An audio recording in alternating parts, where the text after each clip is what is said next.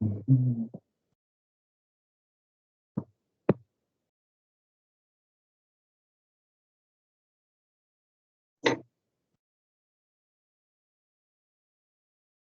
¿Me pueden avisar si se ve la pantalla, por favor? Sí se ve. Bueno, eh, vamos a esperar unos minutos a que vengan un par de personas más. Poco. Somos ahorita 18 personas. Un momentito más. Y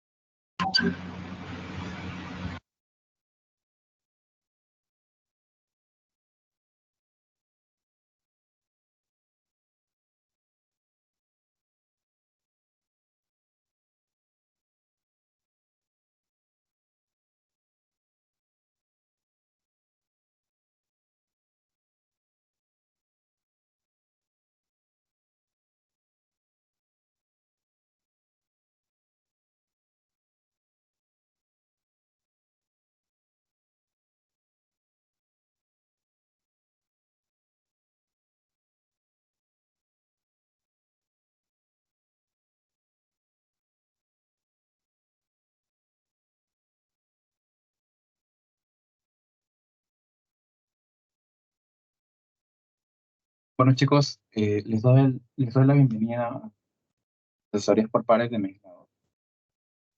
Mi nombre es Manuel Chaparro Calderón, pertenezco al 10º ciclo de Facultad de tal.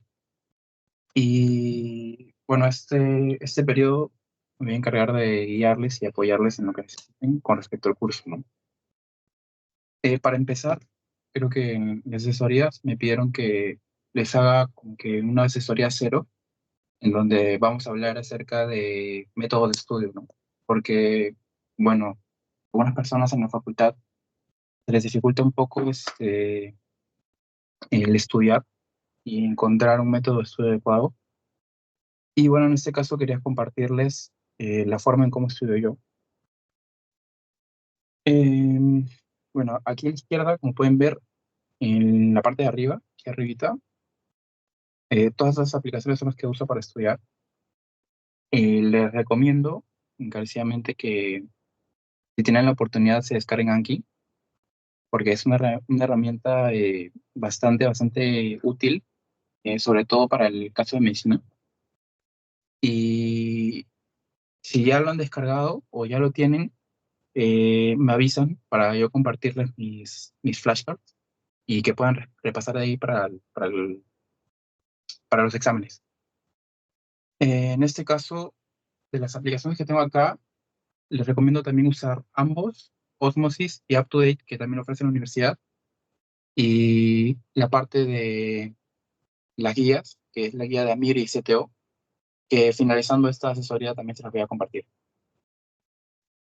En este caso, de los métodos de estudio que yo utilizo durante el ciclo, son dos.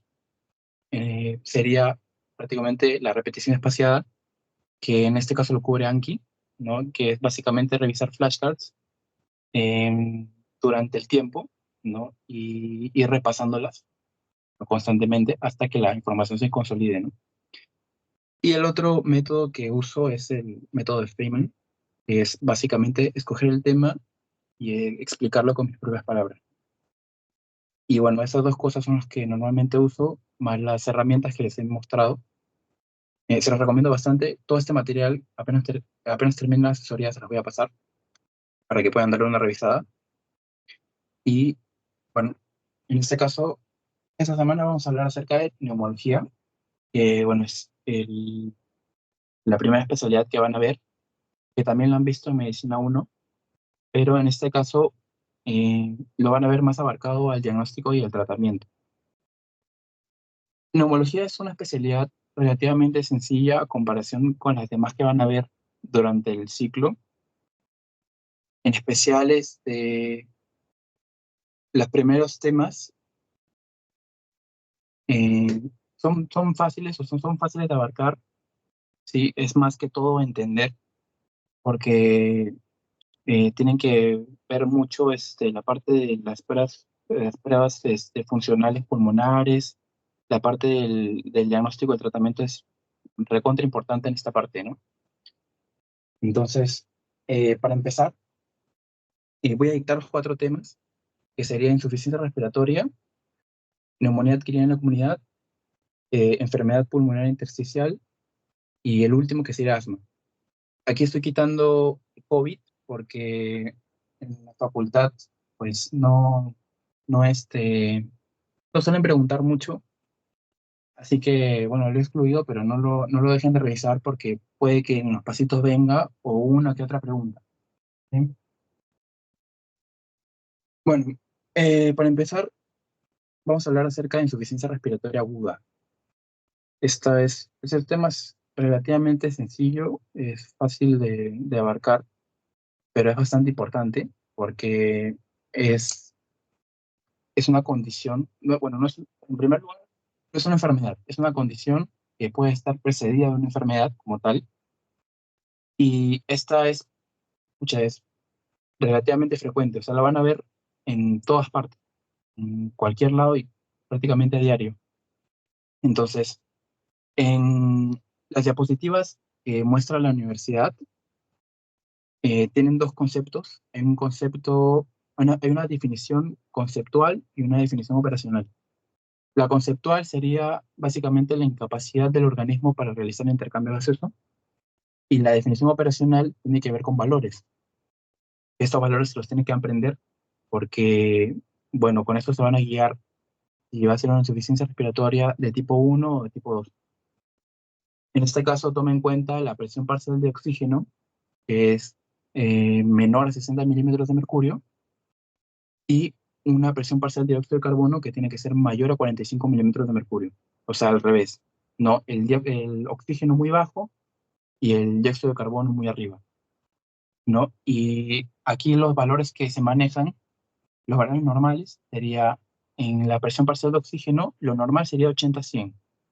De 80 a 60, como que el grado intermedio sería hipoxemia, y de 60 para abajo es hipoxia, que es equivalente a insuficiencia.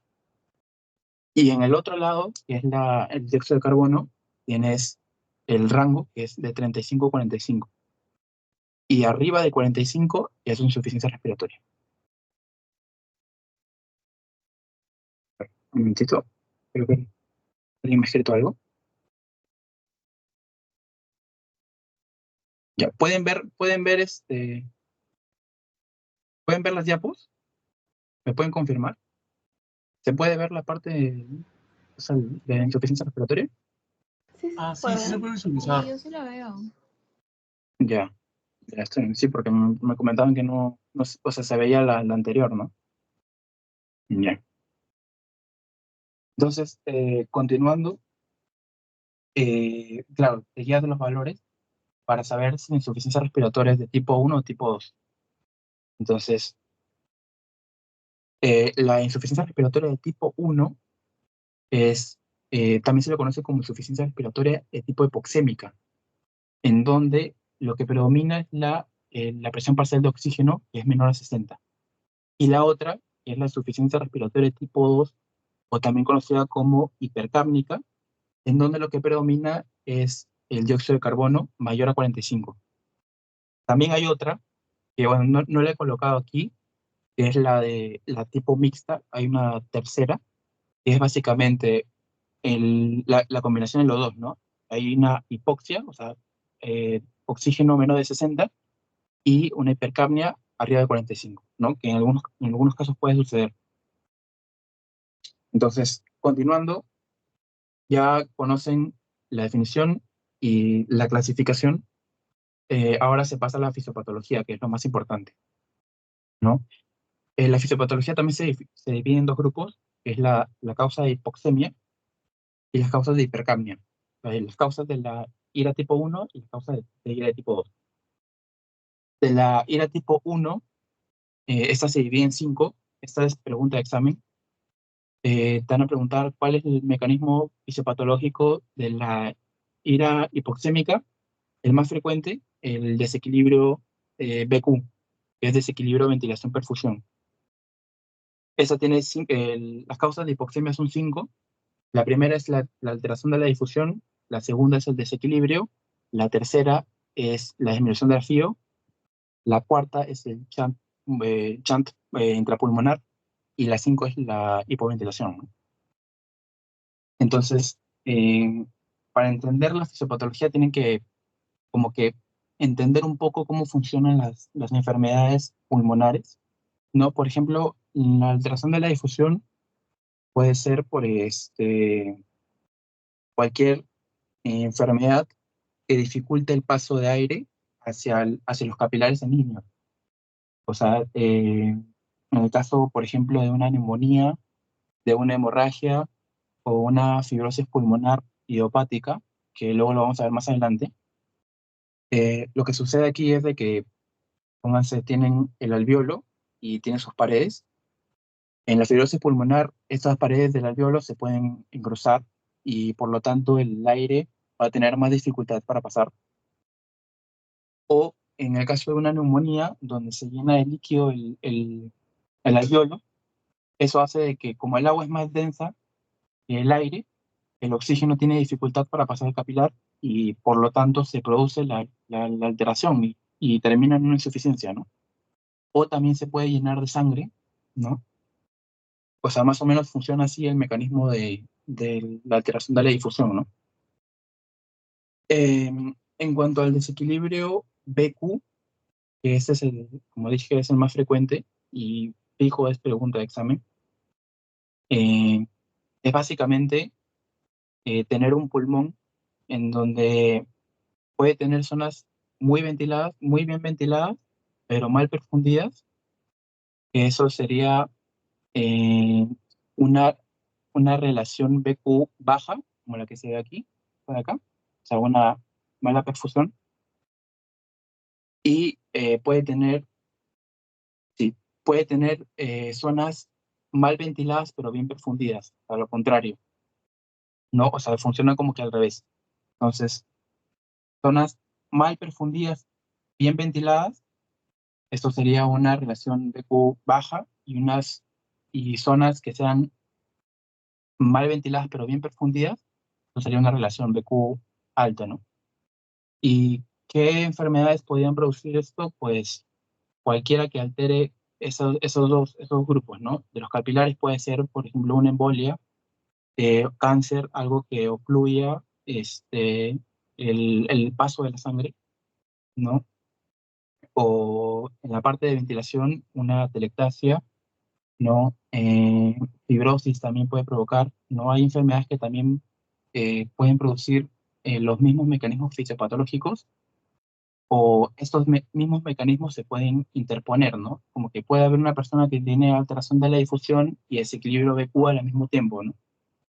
Eso más que todo es el desequilibrio.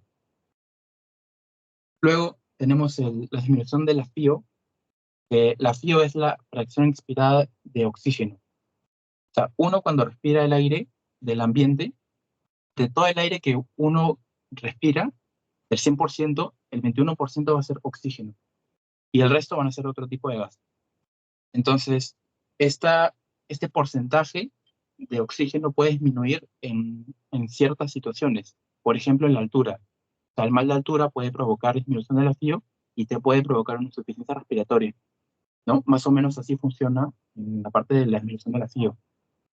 Luego está el shunt intrapulmonar, que es como pensando de que los pulmones son como una vía de tren, como una estación de tren, y los pasajeros son el oxígeno. Entonces, es como que puede haber momentos en el que el tren pasa, se salta la estación y se desvía, y por lo tanto no hay ese paso de oxígeno, ¿no? O sea, sería básicamente la sangre, o sea, se pasa el alveolo sin realizar el intercambio de gaseoso, ¿no? O sea, prácticamente no hay intercambio gaseoso.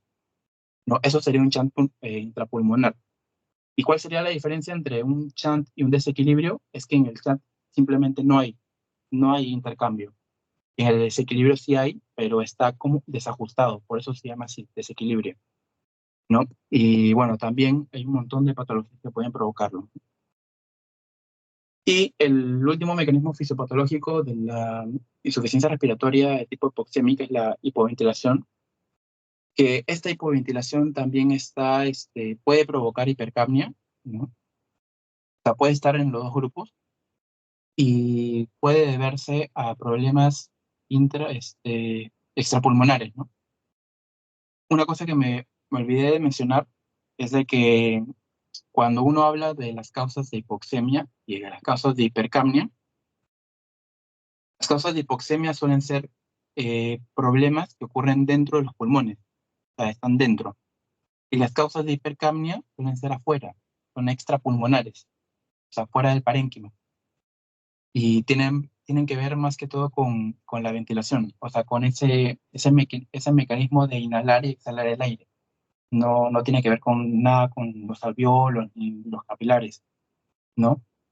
Y en este caso, bueno, ya pasando a las causas de hipercapnia, ya tiene que ver con cosas de afuera, ¿no? Por ejemplo, los músculos, debilitan los músculos respiratorios por alguna enfermedad neuromuscular, por ejemplo, miastenia gravis, por obesidad, ¿no? Porque la persona, como está gordita, tiene bastante masa y, y ya no permite, ¿no? Que los pulmones se insuflen, se aumenten de tamaño para que entre aire, ¿no?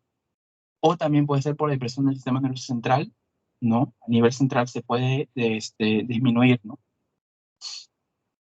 Entonces, una vez ya teniendo como que en cuenta la definición, la clasificación y la fisiopatología de la insuficiencia respiratoria, ya se puede pasar al diagnóstico.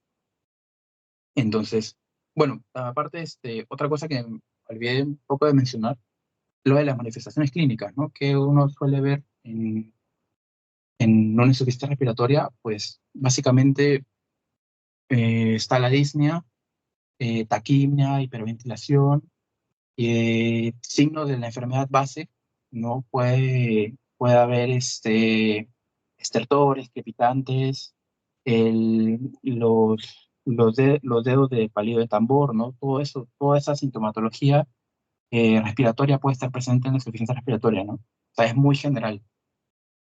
Entonces, bueno, pasando a la parte de diagnóstico, ¿cómo es que uno diagnostica a un paciente con insuficiencia respiratoria?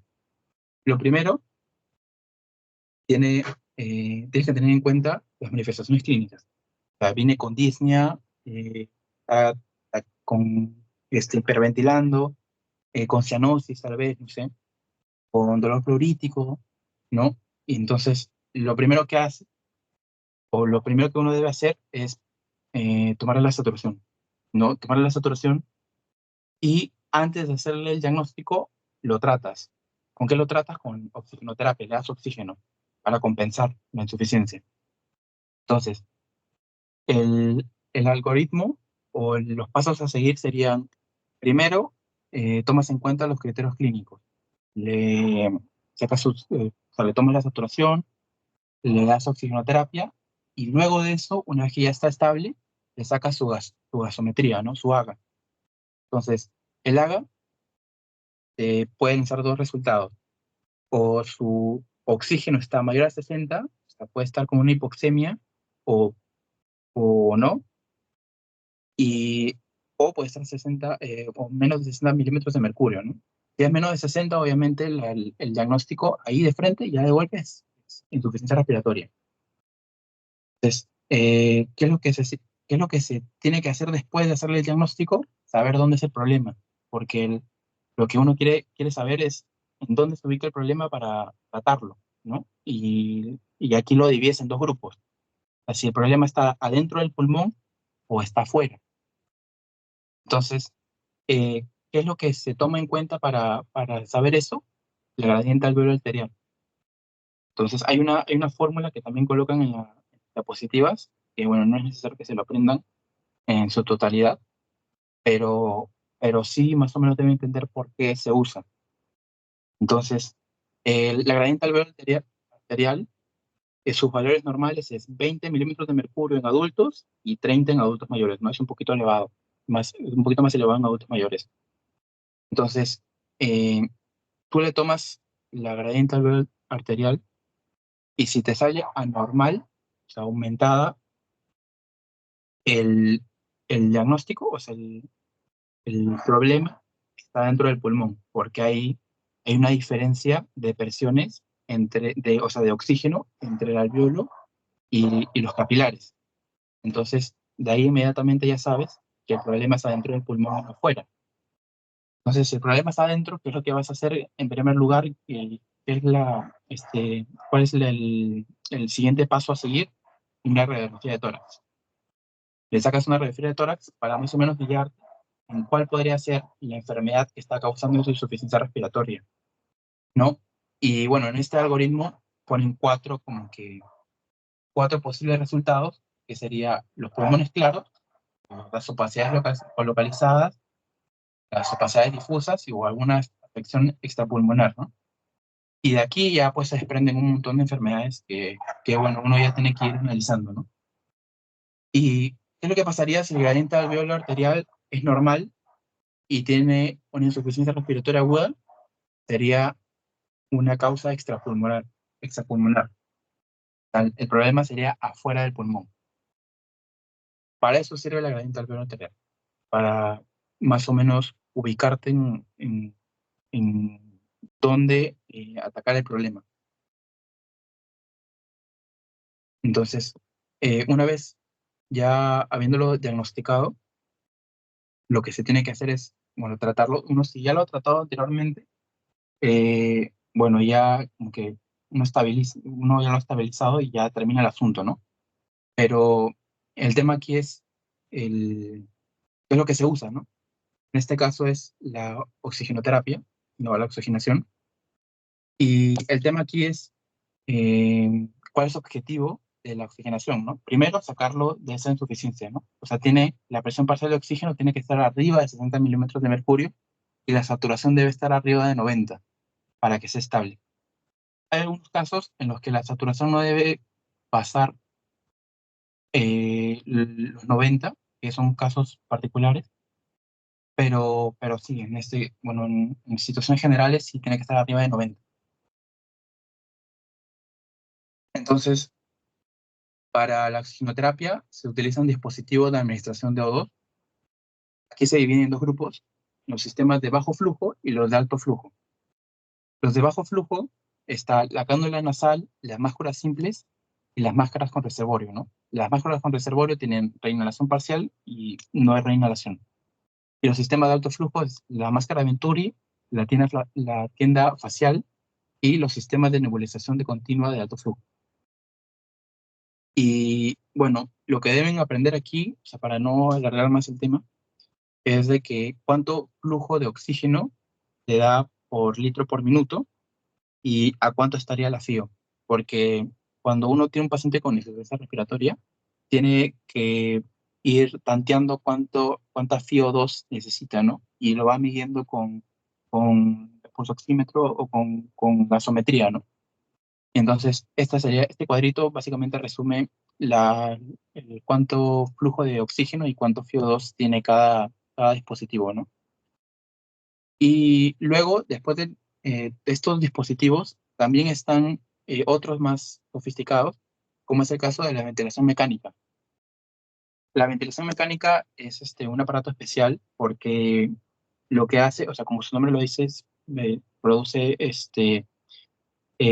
o ayuda a ese movimiento del cuerpo, o sea, por eso de inhalar, exhalar el aire.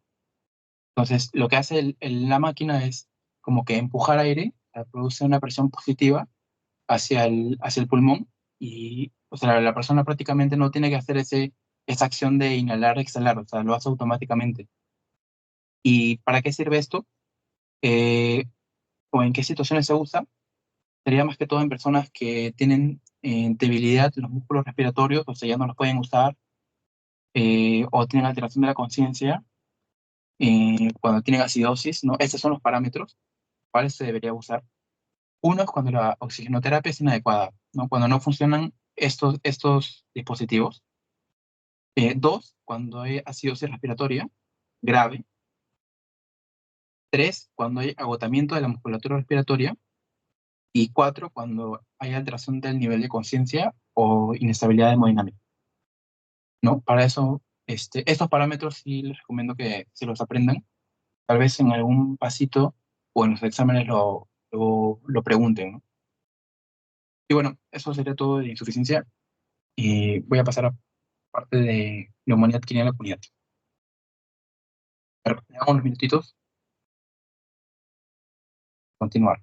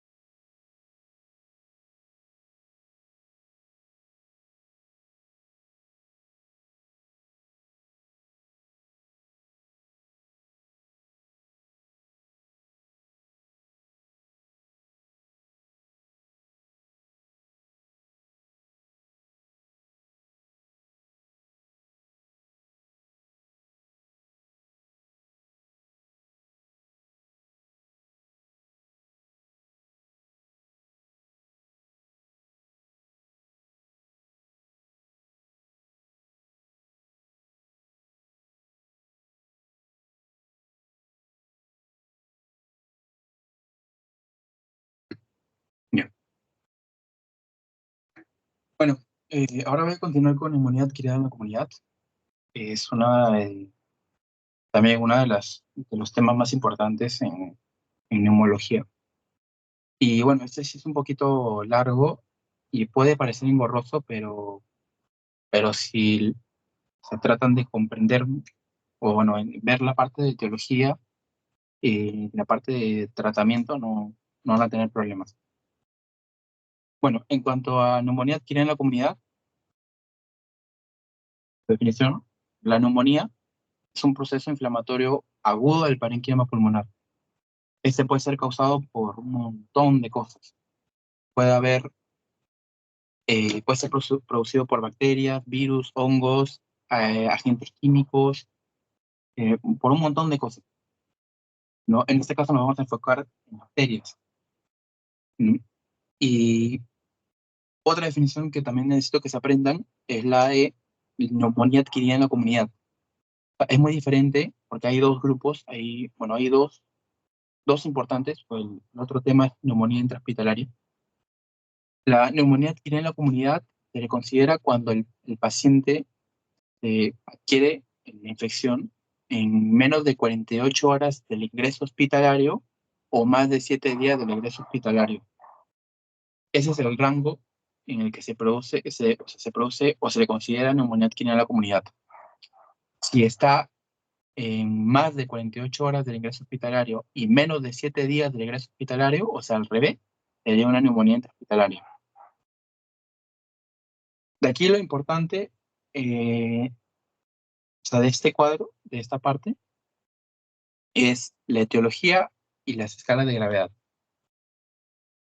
En la etiología, acá se dividen también en dos grupos grandes, que sería la neumonía típica y la neumonía atípica.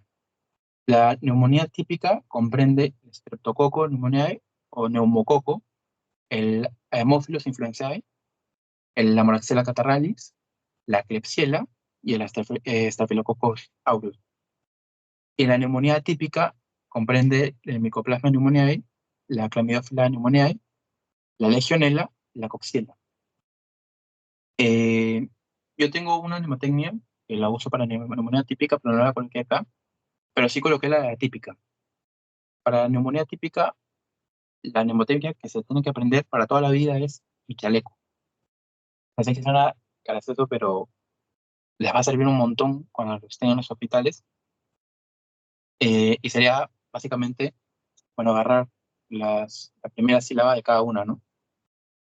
Eh, Sería mi de micoplasma, chal, o sea, de clamidófila, tanto pneumoniae como citachi, le de legionela y el último de codecoxiela.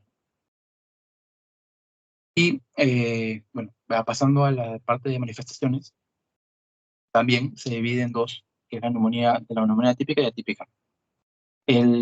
La típica normalmente está cubierta por bacterias y la atípica por virus, hongos y bacterias. Aquí solamente he considerado las bacterias porque es lo que vamos a hablar, sobre todo del tratamiento antibiótico. Eh, de las diferencias principales se resumen en este cuadro, ¿no?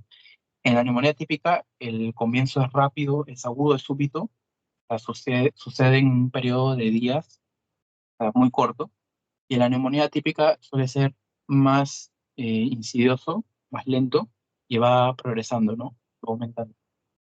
En la neumonía típica hay síntomas clásicos, ¿no? De una infección. Hay fiebre, tos con flema y tos productiva y dolor pleurítico, ¿no? Entre otras cosas.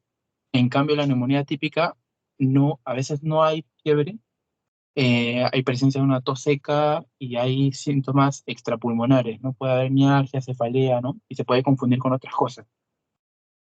Y otra diferencia que tienen entre la neumonía típica y atípica es la radiografía de tórax. En la radiografía de tórax de la típica hay una consolidación localizada, ¿no? Suele ser una consolidación localizada, y la neumonía típica suele ser más intersticial, ¿no? Es un filtro más general y suele ser bilateral, ¿no? Entonces, también continuando, también en las clases comentaron de los biomarcadores de la neumonía adquirida en la comunidad. Aquí la más importante y que, bueno, probablemente pregunten es la de la procalcitonina. Esta es un reactante de fase aguda, o sea, se eleva en cosas generalmente específicas, como es el caso de las bacteremias, en la presencia de bacterias, y por eso se usa para las neumonías, para la neumonía adquirida en la comunidad. Esa suele aumentar a las 4 horas de inicio de la infección bacteriana y no se eleva ni en infección viral ni inflamación. Así que por eso suele ser un marcador de relevancia, ¿no? Para la neumonía. Y bueno, están las demás, que es el ProADM, que se usa como predictor de mortalidad, el PCR y el lactato, que también ayudan, pero estos son muy poco específicos, o sea, pueden elevarse para cualquier cosa.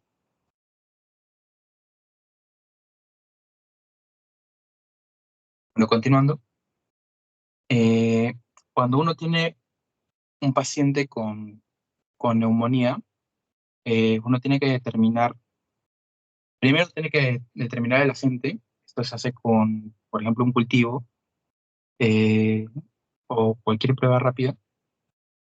Y también tiene que determinar, aparte del agente infeccioso, tiene que determinar la gravedad. Qué tan grave viene el paciente al, al consultorio o al hospital. Entonces, esas serían las escalas. El primero es el CURP 65. Segundo son los criterios de NAC para el UCI, para ingreso a UCI. Y el tercero es el PCI, que bueno, lo vamos a ver en la otra página porque ese es un poquito más amplio. En primer lugar, el CURP, ese es el más importante, sí, porque les va a servir un montón, sobre todo cuando estén en serums, estén en lugares alejados, porque es una herramienta relativamente sencilla de usar y te ayuda a clasificar o estratificar a los pacientes en tres grupos. Y lo que toma en cuenta es lo siguiente. Primero, la alteración de la conciencia. O sea, si el paciente está confuso o no. Si está confuso, un punto. Luego se toma en cuenta la hora plasmática, que tiene que ser mayor a 45. Igual o mayor a 45. La frecuencia respiratoria, que tiene que ser igual o mayor a 30. Y la presión sistólica y diastólica, como que 90 a 60, ¿no? ¿Ya? Y por último, la edad, que es igual o mayor a 65 años. Entonces, esas cinco cosas se toman en cuenta para el CURP de 65, y de acuerdo a cuántos complete, les va sumando un punto, y de acuerdo al puntaje, se le clasifica aquí. Entonces, hay tres grupos. El primero, si tiene 0,1, si tiene 0,1, su mortalidad es baja y se puede tratar de forma ambulatoria, ¿no? Puede irse a su casa con el antibiótico. El grupo 2 es una mortalidad intermedia y el tratamiento ya se considera hospitalario, ¿no? En observación.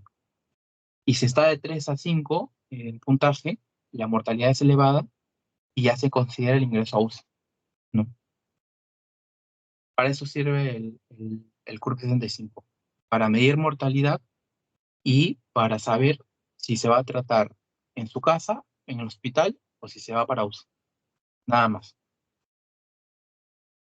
Y bueno, también están los criterios del NAC para el ingreso a UCI, que, bueno, estos son casi los mismos del CURP, porque mira, también ten en cuenta la hipotensión, también en cuenta la frecuencia respiratoria, la confusión y la urea, pero aquí son un poco más específicos, ¿no? Porque toma en cuenta si hay presencia de afectación multilobar, ¿no? En radiografía de tórax, también toma en cuenta la PAFI, si hay presencia de leucopenia, trombocitopenia y hipotermia. Y se divide en dos grupos, hay criterios menores y criterios mayores. Y de acuerdo al puntaje también se clasifica, ¿no? Pero esta tablita la he colocado porque, bueno, en cierto momento también es importante que lo tengan en cuenta. Luego está la escala de PCI, que esta escala ya también es un poquito más grande, más específica, y aquí toma en cuenta, bueno, 4 grupos: la edad, las comorbilidades, los hallazgos en el examen físico y la radiografía y laboratorio, ¿no? Y es básicamente lo mismo, o sea, se toma en cuenta las características, se va sumando el puntaje, y de acuerdo al puntaje se clasifica en esta tabla. Y aquí esta tabla ya está, o sea, tiene más grupos de riesgo, del 1 al 5, y aquí ya te mide el porcentaje de la mortalidad que puede tener el paciente y la recomendación al lugar en el que debe ir, ¿no? Es más o menos lo mismo, solo que un poco más específico. Y esta tablita es un poquito más importante porque, bueno, las teorías lo toman para el tratamiento, ¿no? De acuerdo a qué grado de PCI tenga, puede requerir o sugerir cierto tratamiento, ¿no? En el tratamiento de neumonía adquirida en la comunidad, uno, en primer lugar, tiene que pensar en qué agentes quiero cubrir. O sea, uno ya ha visto la tabla aquí de cuáles son los agentes infecciosos típicos y atípicos de la neumonía.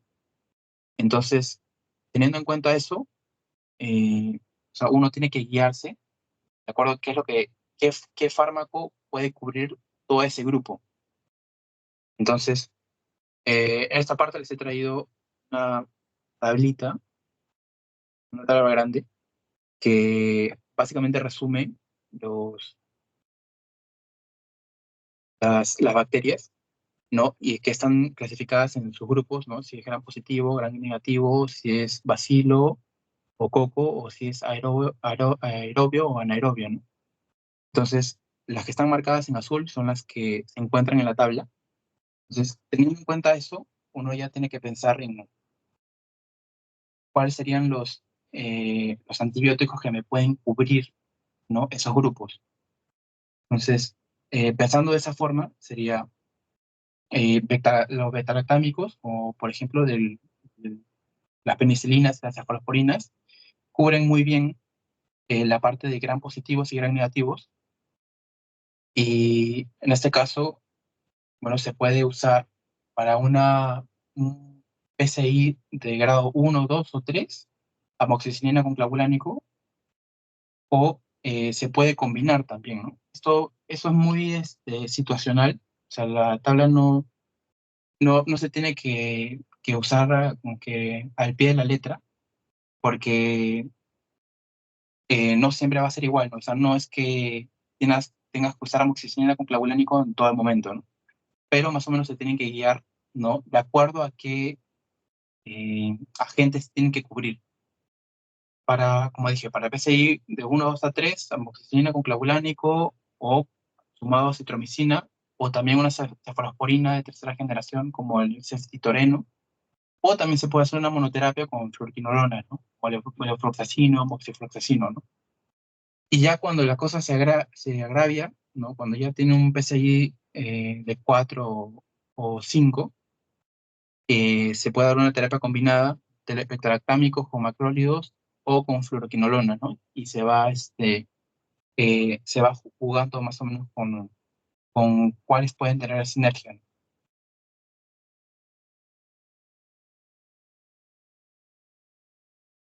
Creo que hasta ahí sería toda la parte de neumonía adquirida en la comunidad. Si es que tienen alguna duda, me podrían activar su micro y se las respondo acá. Si no, podemos continuar. ¿Les parece si tomamos un descanso de unos 10 minutos más o menos para luego continuar con EPIT y asma, que son las dos últimas?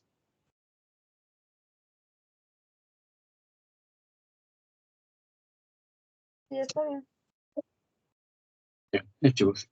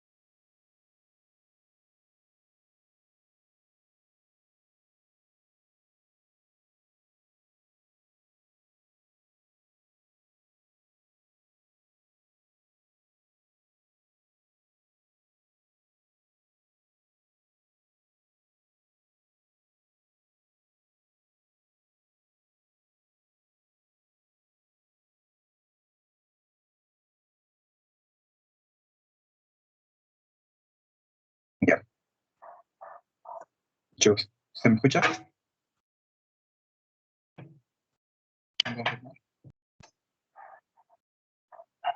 Sí, te escucha. Ya, perfecto. Ya, bueno, continuando con los temas, ahora vamos a hablar de enfermedad pulmonar intersticial difusa, bien conocida como. El EPID, o sea, es un conjunto de trastornos pulmonares, de enfermedades que se parecen entre sí, tanto clínicamente, funcionalmente y radiológicamente. Entonces, cuando hablas de PIT, esta en su clasificación se dividen en tres grandes grupos: los de causa conocida, ¿no? Donde se encuentra PIT por fármacos, neumoconiosis, enfermedades hereditarias, coaginosis. Luego tienes las primarias asociadas a procesos no bien definidos, como sarcoidosis, histocitosis, eosinofilia, ¿no? Todo un montón de enfermedades ahí. Y luego la del centro, la neumonía intersticial idiopática, que es la que vamos a ver ahora. De todos estos grupos, el que nos interesa es este de acá, que es la fibrosis pulmonar idiopática. En primer lugar, la neumonía intersticial idiopática se divide en dos. Si es fibrosis pulmonar idiopática, no es fibrosis pulmonar idiopática. En cuanto a la fibrosis pulmonar idiopática, este de cajón es el más común, es el tipo más común de PIT. Es una fibrosis pulmonar irreversible con un deterioro de la función pulmonar. Para su diagnóstico, o sea, rápidamente, tienen que entender de que la fibrosis pulmonar idiopática no se puede diagnosticar si es que antes no se han excluido las demás causas. O sea, tienes que excluir las demás enfermedades para hacer el diagnóstico, ¿no? de fibrosis. Y un dato más es que su insuficiencia respiratoria aparece a lo largo del tiempo, ¿no? Como es una enfermedad progresiva en donde básicamente el pulmón se petrifica, la insuficiencia respiratoria es crónica, ¿no? Y empieza a aparecer en un lapso de 3 a 7 años aproximadamente, ¿no? Dentro de sus manifestaciones clínicas, lo primero es la disnea de esfuerzo progresiva, ¿no? Que va aumentando al paso del tiempo. Hay una tos seca, ¿no? Hay estertores de tipo de velcro, que eso es muy sugestivo de fibrosis pulmonar idiopática porque es básicamente como esos pega-pega, así suena el pulmón, como si fuese un pega-pega, ¿no? Como uno lo ausculta.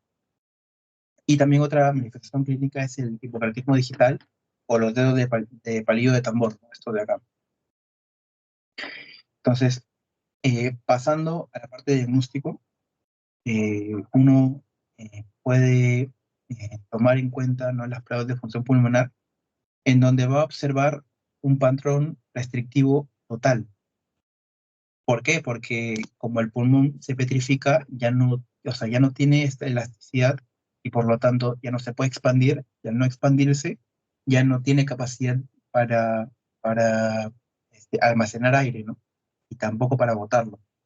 Entonces, cuando uno ve las pruebas de función pulmonar en un paciente con fibrosis pulmonar, ¿qué es lo que va a ver? Va a ver todo disminuido. El volumen inspiratorio forzado en un segundo disminuido, la capacidad vital forzada disminuida, la capacidad de difusión del CO2 disminuido, absolutamente todo disminuido, porque como dije, el pulmón se hace una piedra. Entonces, el único que se mantendría normal o incluso alto es la relación entre el FEP, o sea, el volumen inspiratorio forzado en un segundo, y la capacidad vital forzada. ¿En qué consiste estas dos? Sería como que el volumen inspiratorio forzado en un segundo es cuando, por ejemplo, te piden que eh, inhales, inhales todo el aire hasta donde puedas, y luego cuando lo exhalas, en el primer segundo que tú exhalas, ahí es donde cuentan este valor de acá. Y la capacidad vital forzada es básicamente cuánto puedes retener y cuánto puedes botar en su totalidad, ¿no?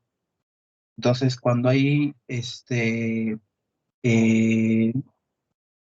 fibrosis pulmonar, como estos dos están disminuidos, tu relación va a estar igual, ¿no? Porque las dos están abajo, por eso está normal o alto. ¿no? Y bueno, la capacidad de difusión de CO2 también es una prueba que también se usa para saber, ¿no?, qué tanto difunde, pero como el alveolo está engrosado, o sea, está todo petrificado, obviamente esa capacidad de difusión también va a estar disminuida, ¿no?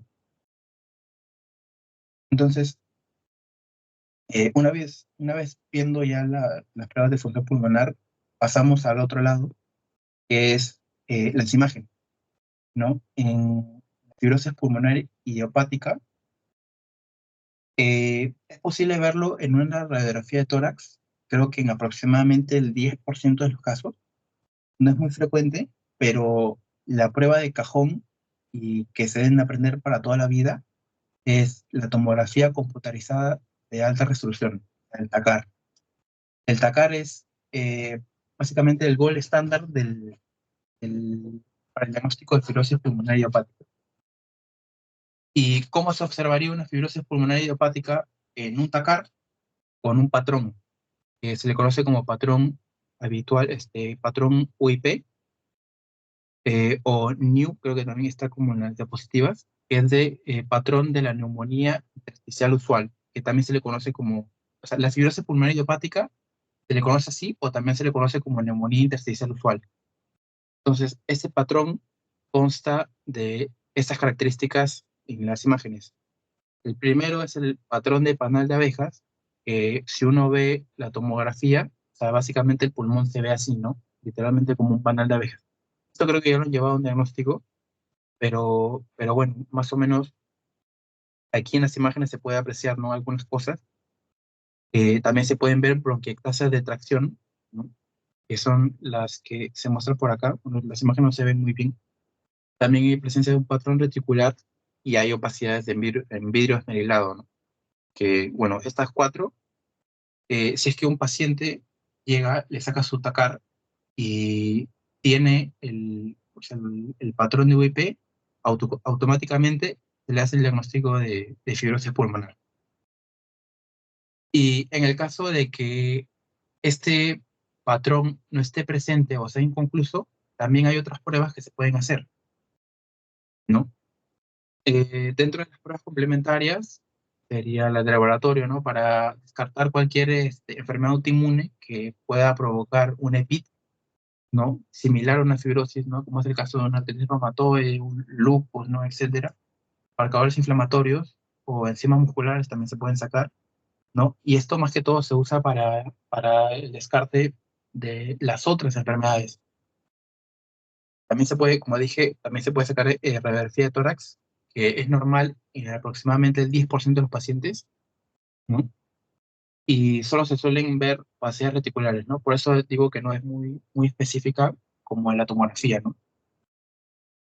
Y ya cuando la tomografía, cuando el TACAR ya no es, ha sido inconcluso o no se logró hacer el diagnóstico, se puede hacer una fibrobroncoscopía, ¿no? Que es como que colocar un tubo en el bronquio para observar y se puede sacar una biopsia. Y con la biopsia se puede confirmar con histopatología si es una fibrosis o no es una fibrosis. Este de aquí es el algoritmo diagnóstico, ¿no?, que es relativamente sencillo. Esto es lo básico, donde se hace la exploración física y uno determina las manifestaciones, ¿no? O sea, que tenga estertores, que tenga disnea progresiva, tenga dedos en palillo de tambor, ¿no?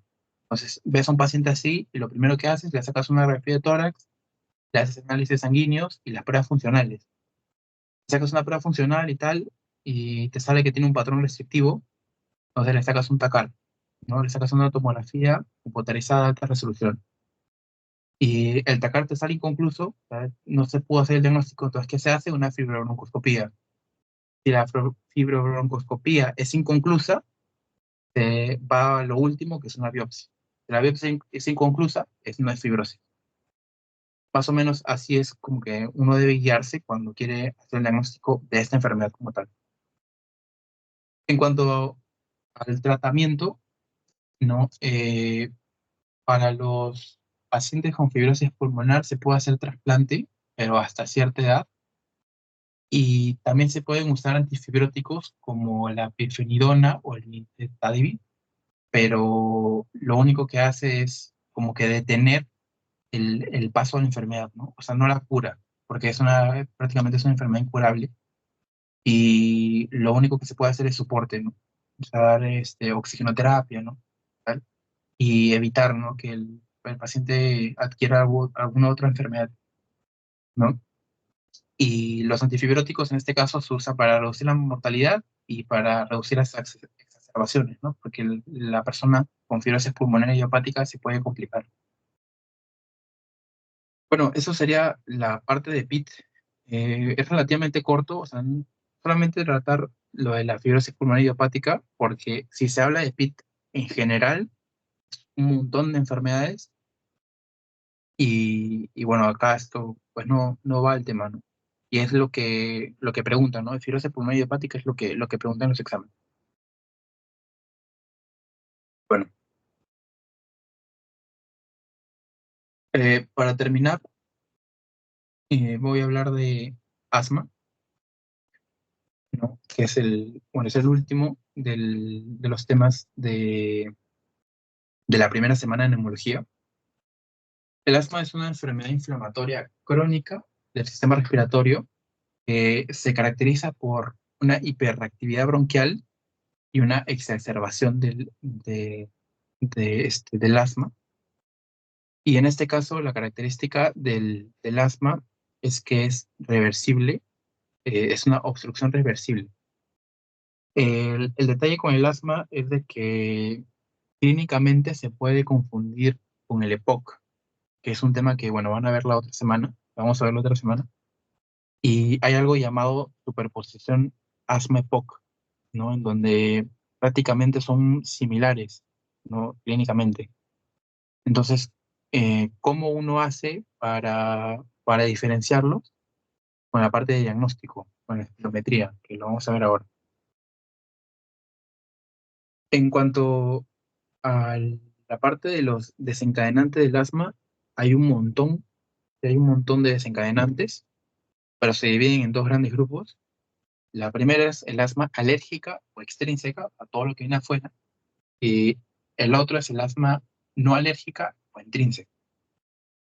El asma alérgica o extrínseca consta de los alérgenos ambientales, el asma ocupacional por exposición y la atopia, ¿no? Que la atopia sería esa predisposición genética que tiene una persona para, para eh, contraer asma, ¿no? Por la hipersensibilidad, ¿no? De tipo 1, mediada por IgE. Y luego está el asma no alérgica o intrínseca, que también esta abarca un montón de cosas como infecciones, el frío también puede producir asma, en la enfermedad de reflujo gastroesofágico también puede producir asma, eso lo van a ver también en gastro, el esfuerzo físico, la sinusitis, rinitis, algunos medicamentos también pueden producir, y el asma ocupacional inducida por irritantes. Aquí la diferencia entre uno y otro es de que en el asma alérgica, la persona es sensible, o sea, tiene más predisposición a tener asma, y en la otra, en las asma no alérgicas, cuando una persona se expone a alguna condición que le provoque el asma y no necesariamente tiene que ser sensible. En, bueno, en otro lado, en cuanto a la fisiopatología, ¿no? Este consta de tres partes, ¿no? La primera es la hiperactividad bronquial, ¿no? En la que básicamente hay una sensibilidad, ¿no? El pulmón tiene como que predisposición a los alérgenos. Luego se va a producir una inflamación, bueno, está en todo el proceso inmunológico, pues esto vienen los linfocitos, los linfocitos T, luego vienen las citocinas proinflamatorias, ¿no? La interleucina L3, L4, ¿no? Entonces, todos estos se empiezan a acumular y lo que hacen es inflamar las vías aéreas, producen broncoespasmo, producen edema en la mucosa y producen hipersecreción. O sea, tienes el bronquio como si fuese un tubo y ese tubo se engrosa por los músculos porque hay hipertrofia de los músculos respiratorios, y aparte de eso, hay moco. Entonces, todo eso contribuye a que se empiecen a cerrar las vías aéreas y, y empiecen a desencadenarse el asma. Y aquí en el otro lado, pues se pueden ver las manifestaciones. Al cerrarse la vía aérea o al disminuir su luz, se produce insuficiencia respiratoria, se produce dificultad respiratoria, tos seca, puede haber también tos nocturna, sibilancias, que también son muy importantes cuando hay pacientes con asma, y bueno, dificultad en el pecho, ¿no? Todo en general. En este caso, para el diagnóstico del asma, como había mencionado, se suelen usar pruebas de función pulmonar. No, aparte de las manifestaciones, ¿no? Uno toma en cuenta las manifestaciones y las pruebas de laboratorio, exámenes pulmonares, ¿no? Todo eso. Entonces, se toma en cuenta los síntomas típicos, las pruebas de función pulmonar, donde ven una limitación del flujo de aire expiratorio, y el otro es la variabilidad excesiva de los parámetros de la función pulmonar. O sea, en español sería, uno saca una espirometría, ¿no? O sea, es como un tubo en el que tiene que soplar, y en el resultado sale que tiene un patrón obstructivo, ¿no? Y tiene una limitación la aspiración, o sea, como habíamos visto en el EPIT, baja la PEF, que es el volumen expiratorio forzado en un segundo, y baja la capacidad vital forzada, la bajan. Y la diferencia es de que uno puede agregarle un broncodilatador, algo que te abra las vías aéreas, o sea, que evite este broncoespasmo, y una vez que uno le da el broncodilatador, estos resultados cambian, ¿no? El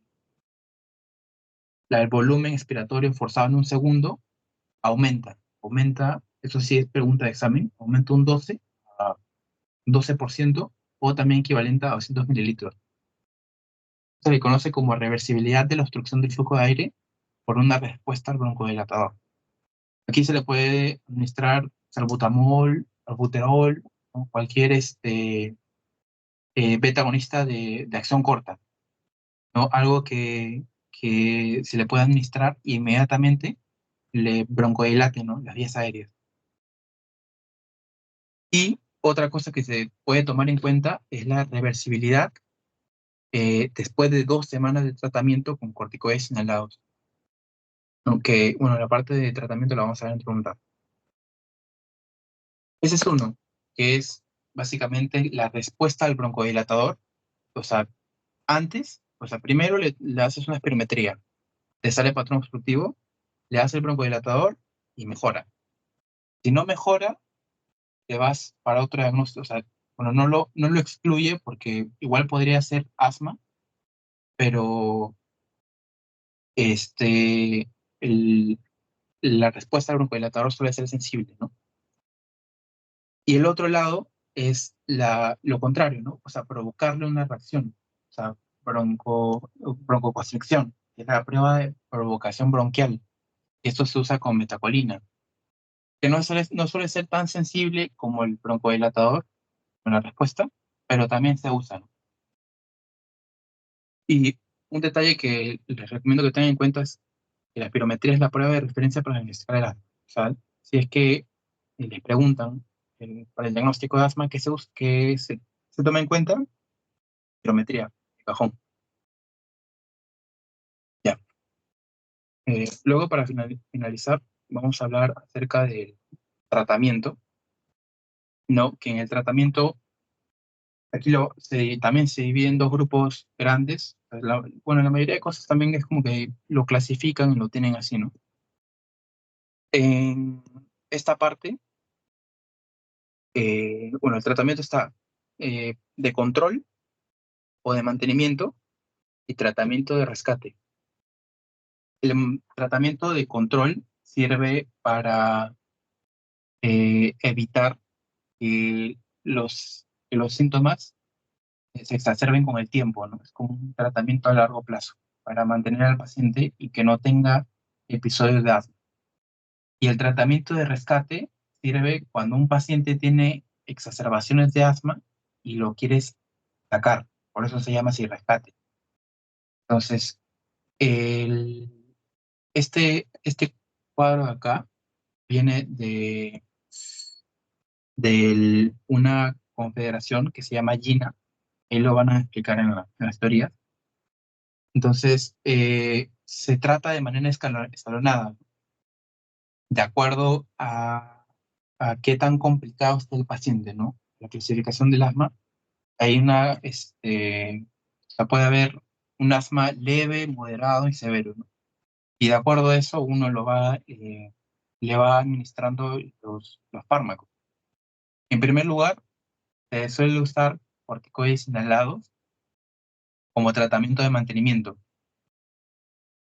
y se suelen dar también agonistas beta-adrenérgicos para el tratamiento también de mantenimiento y de rescate, ¿no? Que lo mencionan acá. O sea, tienes aquí el paso uno, donde se da corticoides inhalados y formoterol, que bueno, es una combinación que se suele usar en oncología, que es la de acá. Suele combinarse, por ejemplo, budesonida con formoterol o fluticasona con salmeterol. ¿Por qué? Porque uno es un broncodilatador y otro es un antiinflamatorio.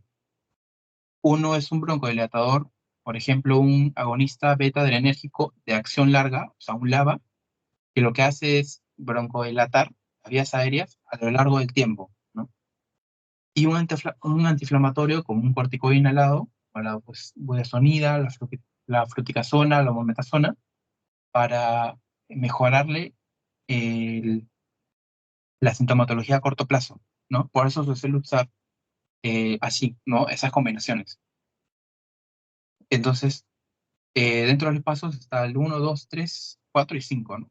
En el uno se da corticoides inhalados con formoterol, ¿no? Ese es el tratamiento preferido a demanda, ¿no? Cada vez que el paciente necesite. En el paso 2 se da corticoides inhalados a diario, o sea, necesariamente a diario, o puede darse corticoides inhalados más formoterol a dosis bajas a demanda, ¿no? Lo que cambia más que todo aquí en cada uno, la dosis, porque aquí se da a demanda, aquí se da a diario, o sea, dosis bajas, aquí se da dosis intermedias, y aquí se da dosis alta. Y se van agregando cosas, ¿no? Y bueno, para el tratamiento de rescate, pues siempre se va a usar la combinación de acá, que es corticoide inhalado más formoterol a dosis bajas, o se puede dar un SABA, ¿no? Un beta agonista de acción corta. ¿Cuáles son los beta agonistas? Pues albuterol, erbutalina, salbutamol, ¿no? Esos de ahí. Esos te ayudan a sacarte de las exacerbaciones del asma, o sea, son de acción rápida. Y bueno, en el paso 3, bueno, el paso uno es a demanda, a dosis bajas. Paso 3 es un agonista beta-adrenérgico de acción larga más un corticoide inhalado a dosis bajas.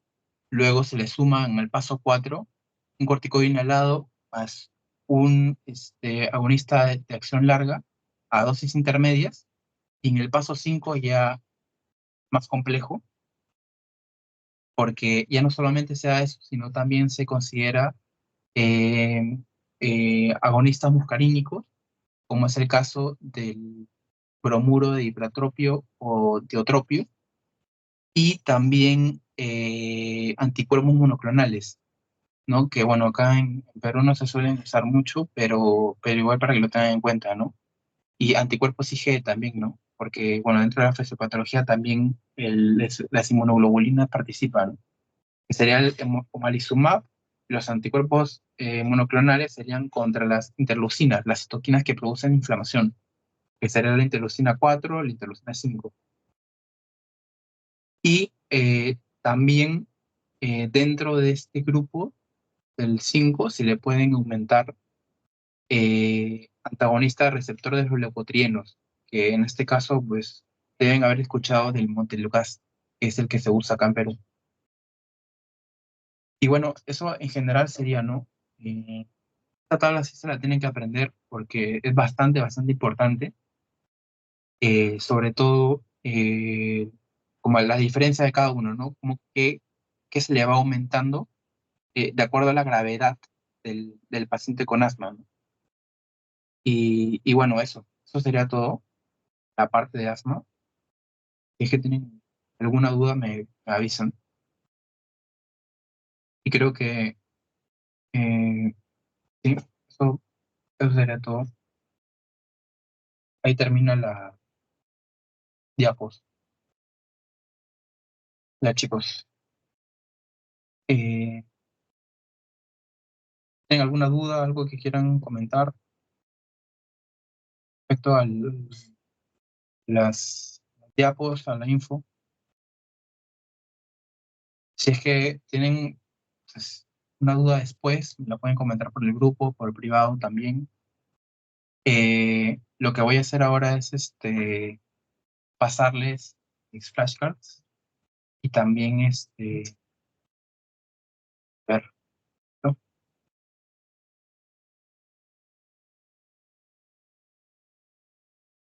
Sí, las diapos las voy a pasar.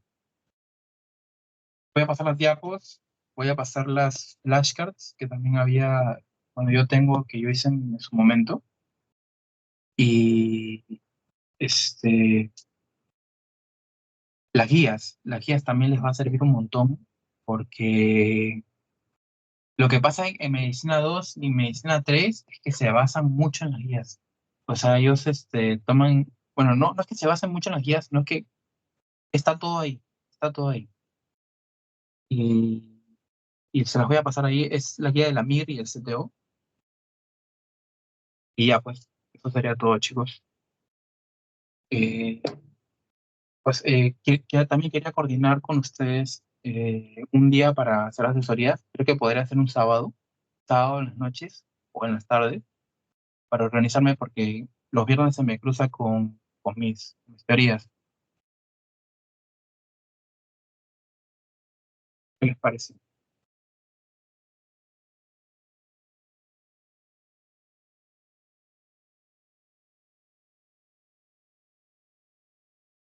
¿Les parece un sábado o un domingo? Un domingo en la mañana también puede ser, porque, ¿cómo se llama? Domingo en la mañana solamente haría dos temas.